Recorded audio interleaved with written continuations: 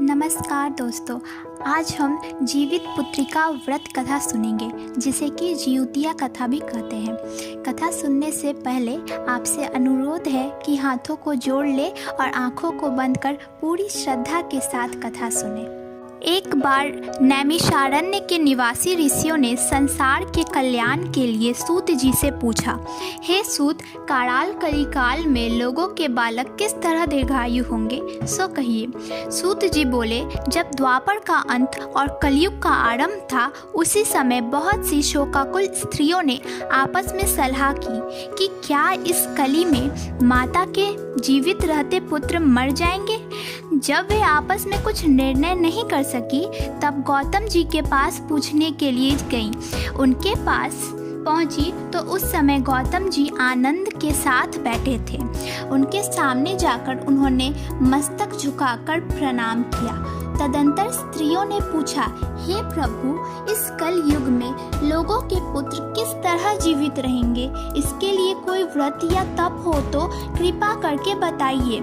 इस तरह उनकी बात सुनकर गौतम जी बोले, मैं आपसे वही बात कहूँगा जो मैंने पहले से सुन रखी है। गौतम जी ने कहा, जब महाभारत युद्ध का अंत हो गया था और द्रोण पुत्र अश्वत्थामा के द्वारा अपने बेटों को मरा देख सब पांडव बड़े दुखी थे, तो पुत्र के शोक से व्याकुल होकर द्रौपदी अपनी सखियों के साथ ब्राह्मण श्रेष्ठ धौम्य के पास गई और उसने धौम्य से कहा, हे विपेंद्र, कौन सा उपाय करने से बच्चे दीर्घायु हो सकते हैं? कृपया करके ठीक ठीक कहिए। धौम्य बोले, सतयुग में सत्य वचन बोलने वाला, सताचरण करने वाला समदर्शी जिमूतवाहन नामक एक राजा था। एक बार अपनी स्त्री के साथ वो अपने ससुराल गया और वहीं रहने लगा। एक दिन आधी रात के समय पुत्र के शोक से व्याकुल कोई स्त्री रोने लगी, क्योंकि वो अपने बेटे के दर्शन से निराश हो चुकी थी। उसका पुत्र मर चुका था। वह रोती हुई कहती थी, हाय, मुझ बूढ़ी माता के सामने मेरा बेटा मरा जा रहा है। उसका रुदन सुनकर राजा जिमूतवाहन का तो मानो हृदय विदीर्ण हो गया। वह तत्काल उस स्त्री के पास गया और उससे पूछा, तुम्हारा बेटा कैसे मरा? बूढ़ी ने कहा, गरुड़ प्रतिदिन आकर गांव के लड़कों को खा जाता था। इस पर दयालु राजा ने कहा, माता, अब तुम रो मत, आनंद से बैठो, मैं तुम्हारे बच्चे को बचाने का यत्न करता हूँ। ऐसा कहकर उस राजा उस स्थान पर गया जहाँ गरुड़ आकर प्रतिदिन मांस खाया करता था। उसी समय गरुड़ भी उस पर टूट पड़ा और राजा के शरीर का मांस खाने लगा। जब अतिशय तेजस्वी गरुड़ ने राजा का बायां अंग खा लिया, तो झटपट राजा ने अपना दाहिना अंग फेर कर गरुड़ के सामने कर दिया। यह देखकर गरुड़ जी ने कहा, देवनियों में तुम कौन हो? तुम मनुष्य तो नहीं जान पड़ते। अच्छा, अपना जन्म और कुल बताओ। पीड़ा से व्याकुल मन वाले राजा ने कहा, हे पक्षीराज, इस तरह के प्रश्न करना व्यर्थ है। तुम अपनी इच्छा भर मेरा मांस खाओ। यह सुनकर गरुड़ रुक गए और बड़े आदर से राजा के जन्म और कुल की बात पूछने लगे। राजा ने कहा, मेरी माता का नाम है शैव्या और मेरे पिता का नाम है शालीवाहन। सूर्यवंश में मेरा जन्म हुआ है और जिमूतवाहन मेरा नाम है। राजा की दयालुता देखकर गरुड़ ने कहा, हे महाभाग, तुम्हारे मन में जो अभिलाषा हो वह वर मांगो। राजा ने कहा, हे पक्षीराज, यदि आप मुझे वर दे रहे हैं तो वर दीजिए कि आपने अब तक जिन प्राणियों को खाया है वे सब जीवित हो जाए। हे स्वामिन, आपसे अब यहाँ बालकों को न खाएं और ऐसा कोई उपाय करें कि जहाँ जो उत्पन्न हो वे लोग बहुत दिनों तक जीवित रहें। धौम्य ने कहा, पक्षीराज गरुड़ राजा को वरदान देकर स्वयं अमृत के लिए नागलोक चले। वहाँ से अमृत लाकर उन्होंने उन मरे मनुष्यों की हड्डी पर बरसाया। ऐसा करने से सब लोग जीवित हो गए जिनको कि पहले गरुड़ ने खाया था। राजा के त्याग और गरुड़ की कृपा से वहाँ वालों का बहुत कष्ट दूर हो गया।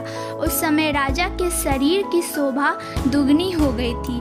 राजा की दयालुता देखकर गरुड़ ने फिर कहा, मैं संसार के कल्याण के लिए एक और वरदान दूंगा। आज अश्विन कृष्ण सप्तमी के रहित शुभ अष्टमी तिथि है। आज ही तुमने यहाँ की प्रजा को जीवन दान दिया है। हे वत्स, अब से यह दिन ब्रह्म भाव हो गया है। जो मूर्ति भेद से विविध नामों से विख्यात है, वही त्रिलोक के पूजित दुर्गा अमृत प्राप्त करने के अर्थ में जीवित पुत्रिका कहलाई है। सो इस तिथि को जो स्त्रियां उस जीवित पुत्रिका की और कुश की आकृति बनाकर तुम्हारी पूजा करेगी, तो दिनों दिन उसका सौभाग्य बढ़ेगा और वंश की भी बढ़ती होगी।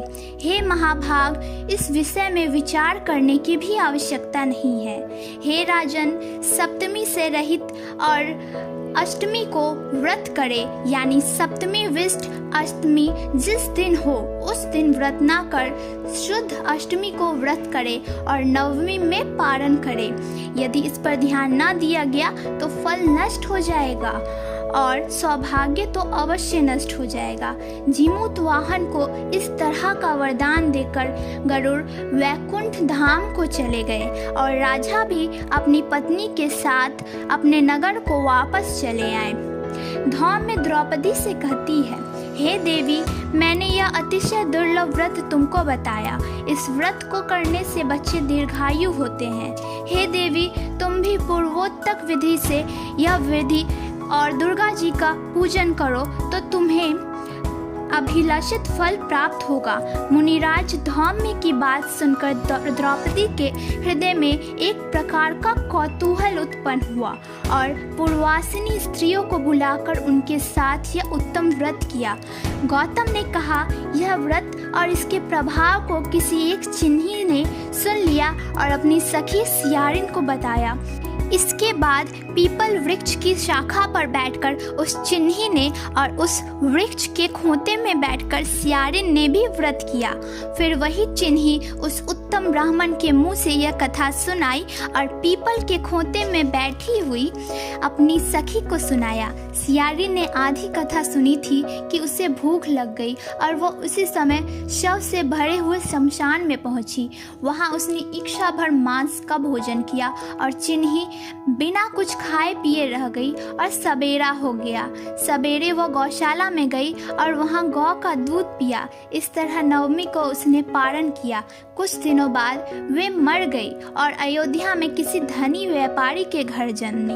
संयोग से उन दोनों का जन्म एक ही घर में हुआ, जिसमें सियारिन ज्येष्ठ हुई और चिन्ही छोटी। वे दोनों सभी शुभ लक्षणों से युक्त थी, इसलिए बड़ी लड़की काशीराज के और छोटी उनके मंत्री के साथ गाहपत्य अग्नि के सामने विधि पूर्वक ब्याही गई। पूर्व जन्म के कर्म फल से वह मृगनयी रानी हुई। किस भी संतान को उत्पन्न करती वह मर जाता और पूर्व जन्म की बात को स्मरण करने वाली मंत्री की पत्नी अष्ट वसुओं के सदृश तेजस्वी 8 बेटे उत्पन्न किए और सभी जीवित रह गए। अपनी बहन के पुत्रों को जीवित देखकर ईर्ष्यावत राजपत्नी ने अपने स्वामी से कहा कि यदि तुम मुझे जीवित रखना चाहते हो तो इस मंत्री के सभी पुत्रों को उस जगह भेज दो जहाँ मेरे बेटे गए हैं, अर्थात इन्हें मार डालो। यह सुनकर राजा ने उस मंत्री के पुत्रों को मारने के लिए कई प्रकार के उद्योग किए, पर मंत्री पत्नी ने जीवित पुत्रिका के पुण्य बल से बचा लिया।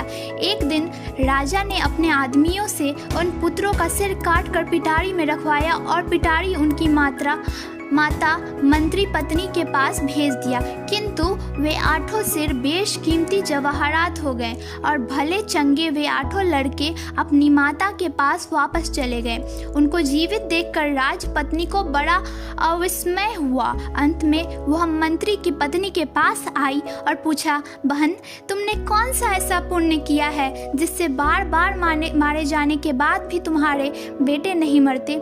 इस पर मंत्री की पत्नी ने कहा, पूर्व जन्म में मैं चिन्ही थी और तुम सियारिन, दोनों ने व्रत किया था। तुमने व्रत के नियमों का भली भांति पालन नहीं किया था और मैंने किया था। इसी दोष से हे बहन, तुम्हारे बेटे नहीं जीते।